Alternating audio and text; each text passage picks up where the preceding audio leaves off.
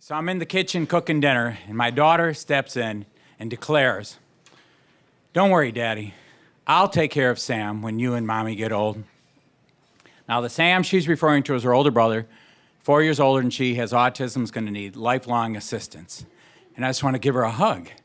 But as I hug her, I tell her, "Honey, you're 3. You shouldn't be worrying about stuff like this yet." And she looks up at me with that angelic face and says, "I'm not worried." That's Josette.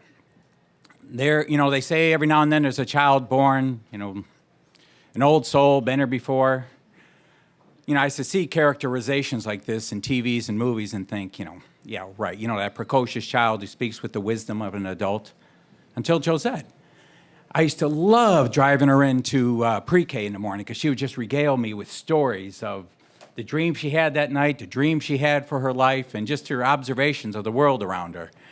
But I always had to be careful. No matter how adult-like she sounded and how adorable it was, I couldn't smile too much or, heaven forbid, laugh because it would hurt her feelings. She'd say, "Daddy, you're talking to me like I'm a kid." Sorry, honey. So if she was serious, I had to be serious. And she did often sound like a little adult, like the time my wife and I were arguing, like married couples do, especially when you got a bunch of kids. And she steps between us with her little hands on her hips, and she says, "Why don't you just," and she makes a suggestion.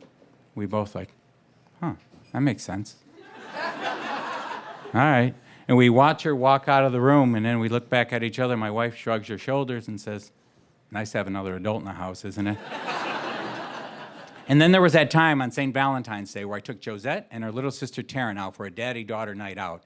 Josette was 4, Taryn's like a year and a half, and Josette's all excited, getting dressed up to go out and bringing along her little sister whom she adores. And we went out to eat, and then we went to the movies. We went to see Pinocchio. And Pinocchio had been re-released to the theaters, and Taryn was tiny and sat in my lap and fell asleep like halfway through the film. And Josette sits next to me, and she gives me her running commentary throughout the film. And I remember, just before the whale was going to chase Pinocchio and Geppetto, she says, "Daddy, this is the scary part. I'm going to sit in your lap so you're not afraid."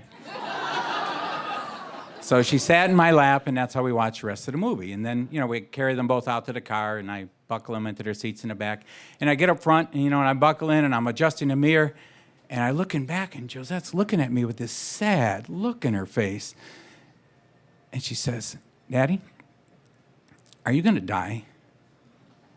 I'm like, "What?" Of course, I can't smile, I can't laugh.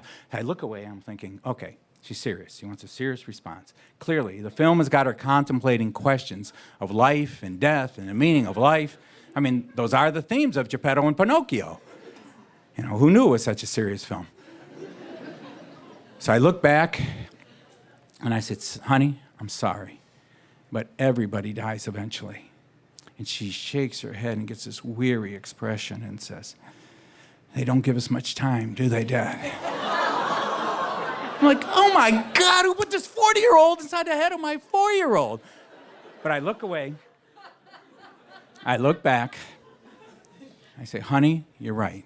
They don't give us much time, so we have to appreciate all the time we have and treat everyone with kindness." And we're driving along, and I hear her talking really softly in the back. And we get to a light, and I look in the mirror, and I see she's got her eyes cast upward, her hands held up with palms upward, and I know exactly what she's doing. She used to do this on a regular basis. She used to have long conversations with heaven. So I eavesdrop, and I catch the tail end of it, and I hear, "Oh, heaven, please let my dad live a long time so that he's still alive when I get old."